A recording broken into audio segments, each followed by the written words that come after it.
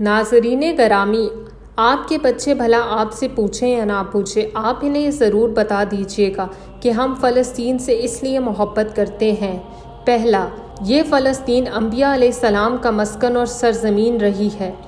دوسرا، حضرت ابراہیم علیہ السلام نے فلسطین کی طرف ہجرت فرمائی۔ تیسرا، اللہ تعالیٰ نے حضرت لوط علیہ السلام کو اس عذاب سے نجات دی جو ان کی قوم پر اسی جگہ نازل ہوا تھا۔ چوتھا، حضرت داؤد علیہ السلام نے اسی سرزمین پر سکونت رکھی اور یہیں اپنا ایک محراب بھی تعمیر کیا۔ پانچواں، حضرت سلیمان علیہ السلام اسی ملک میں بیٹھ کر ساری دنیا پر حکومت فرمایا کرتے تھے۔ چھٹا، چونٹی کا وہ مشہور قصہ جس میں ایک چونٹی نے اپنی باقی ساتھیوں سے کہا تھا، اے چونٹیوں، اپنے بلوں میں گھس جاؤ، یہیں اس ملک میں واقع شہر کی ایک وادی میں پیش آیا تھا جس کا نام بعد میں وادی النمل یعنی چونٹیوں کی وادی رکھ دیا گیا تھا۔ ساتواں، حضرت زکریا علیہ السلام کا محراب بھی اسی شہر میں واقع ہے۔ آٹھواں، حضرت موسیٰ علیہ السلام نے اسی ملک کے بارے میں اپنے ساتھیوں سے کہا تھا، اس مقدس شہر میں داخل ہو جاؤ۔ انہوں نے اس شہر کو مقدس، اس شہر کے شرک سے پاک ہونے اور انبیاء علیہ السلام کا مسکن ہونے کی وجہ سے کہا تھا۔ نوواں، اس شہر میں کئی معجزات ہوئے جن میں ایک کنواری بی بی حضرت مریم علیہ السلام کے بطن سے حضرت عیسیٰ علیہ السلام کی ولادت مبارک بھی ہے۔ 10واں، حضرت عیسیٰ علیہ السلام کو جب ان کی قوم نے قتل کرنا چاہا تو اللہ تبارک و تعالیٰ نے انہیں اسی شہر سے آسمان پر اٹھا لیا تھا۔ 11واں، ولادت کے بعد جب عورت اپنی جسمانی کمزوری کی انتہا پر ہوتی ہے، ایسی حالت میں بی بی مریم کا کھجور کے تنے کو ہلا دینا بھی ایک معجزہ الہی ہے۔ 12واں، قیامت کی علامات میں سے ایک حضرت عیسیٰ علیہ السلام کا زمین پر واپس تشریف اسی شہر کے مقام سفید مینار کے پاس ہوگا۔ 13واں، اسی شہر کے ہی مقام پر حضرت عیسیٰ علیہ السلام مسیح دجال کو قتل کریں گے۔ 14واں، فلسطین ہی ارض محشر ہے۔ 15واں، اسی شہر سے ہی یاجوج ماجوج کا زمین میں قتال اور فساد کا کام شروع ہوگا۔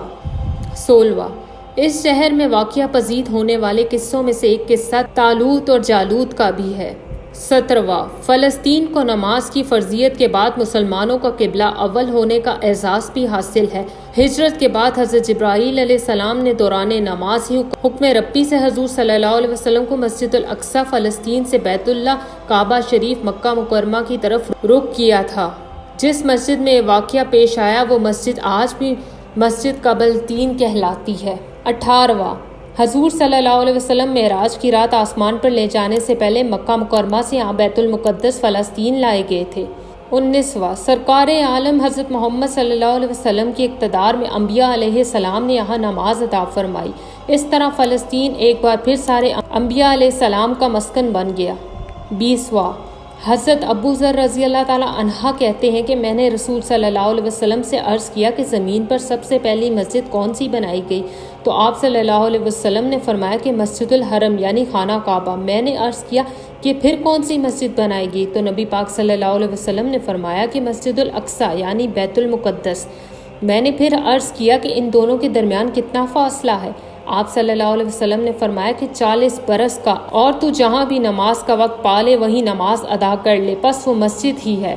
21واں، وصال حضرت محمد صلی اللہ علیہ وسلم کے بعد حضرت ابوبکر صدیق رضی اللہ تعالیٰ عنہ کو ارتداد کے فتنہ اور دیگر کئی مشاکل سے نمٹنے کے لیے عسکری اور افرادی قوت کی اشد ضرورت کے باوجود بھی ارض شام فلسطین کی طرف آپ صلی اللہ علیہ وسلم کا تیار کردہ لشکر بھیجنا بھی ایک ناقابل فراموش حقیقت ہے۔ 22واں، اسلام کے سنہری دور فاروقی میں دنیا بھر کی فتوحات کو چھوڑ کر محض فلسطین کی فتح کے لیے خود حضرت عمر رضی اللہ تعالیٰ عنہ کا چل کر جانا اور یہاں پر جا کر نماز ادا کرنا اس شہر کی عظمت کو اجاگر کرتا ہے۔